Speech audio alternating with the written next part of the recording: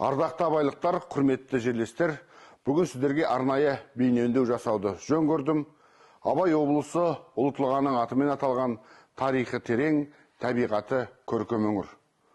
Бұл біздің ортақ үйіміз, оны таза, жайлы, көрікті етіп ұстау әрқайсымыздың азаматтық борышымыз. 9 жылдың торабында бой көтеріп, аймақтық көлік логистикалық хабқа айналып келе жатқан Семейіміздің географиялық орны бізге үлкен мүмкіндік бергенімен зор жауапкершілікте артар белгілі. Бұл тұрғыдан мемлекет басшысы Қасым-Жомарт Кемелұлы Тоқаевтың бастамасымен іске асып жатқан Таза Қазақстан экологиялық бағдарламасы аясында қалалар мен ауылдардың сәулетті саябақтар мен ауланың таза болуы ең алдымен басқа емес, өзімізге керек деп баршамызға ортақ міндет жүктеген болатын. Аймақ экономикасы, өнері мен мәдениеті, экологиясы мен тазалығы баршамызға ортақ. Ал тазалық дегеніміз айына бір рет сенбілікке қатысу емес, бұл біздің өңірде күнделікті дағдыға айналып, салт болып қалыптасу тиіс үлкен мәдениет.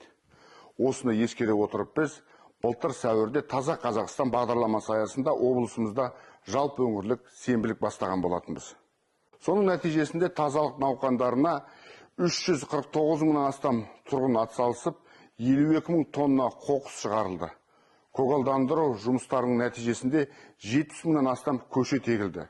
Ғарыштық мониторинг арқылы анықталған 191 рұқсат етілмеген қоқыс орындары жойылды.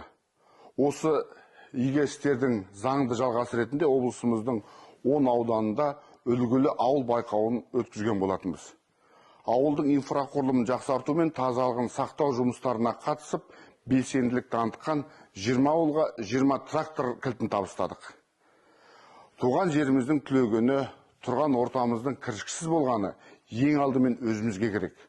Облысымыздың тазалығы әкімдік пен коммуналдық қызметтің ғана емес, әрбір азаматтың, әрбір отбасының жауапкершілігі. Түптеп келгенде, әркім тазалықты өз өмір сүріп отырған ауласынан, үйінен, табыс тауып отырған бизнес орналасқан жерден бастау керек.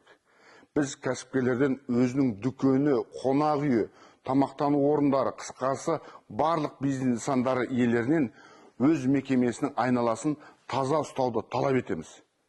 Біз полиция департаменті мен аудан қала әкімдеріне тиісті тапсырма бердік. Бұл талапты орындамаған кәсіпкерлерді жауапқа тартып, айыппұл салатын боламыз. Көршілес отырған бауырлас ел өзбек халқының келіндері таңғы тірлігін ауласын сыпырудан бастайды.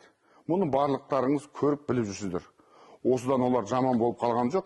Бұл тазалыққа құштарлықтан туған халықтық дәстүр деп айтсақ болады. Ал әлемнің алдына шыққан Жапон халқының балалары өздері оқитын мектеп пен балабақшаны өздері тазалауға қаршадай кішкентайынан үйренген.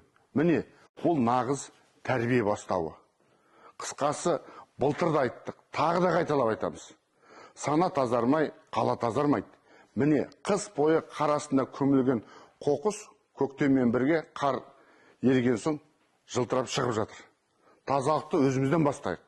Нағыз патриот азаматтар тазалыққа үлгі болу керек. Көшеде албаты қоқыс тастаған адамға ескерту жасаңыз. Бір-біріміз үйретейік. Қоршаған ортаның тазалығына бейжай қарамайық. Қоғамдық орынның тазалығы әр адамның мәдениеті мен ұлтқа деген құрметінің айнасы.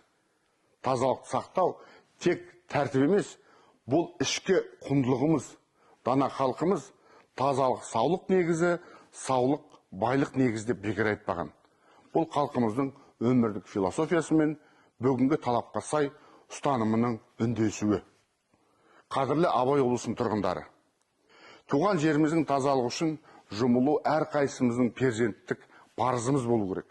Президентіміздің жақсы бастамасын біз бір қолдың саласындай, бір үйдің баласындай бірігіп мызғымас салтқа, бұзылмас дәстүрге айналдыруымыз керек. Қадірлі жерлестер, алыптар түлеген киелі топырақтың ажарына әр беру әрқайсымыздың қасиетті борышымыз. Баршаңызды жалпы өңірлік сенбілікке белсенді қатысуға шақырамын. Бастаманы барлығыңыз былтырғыдай қолдайды деп сенемін. Ендеше іске сәт ағайын. Бастамамыз берекелі болсын.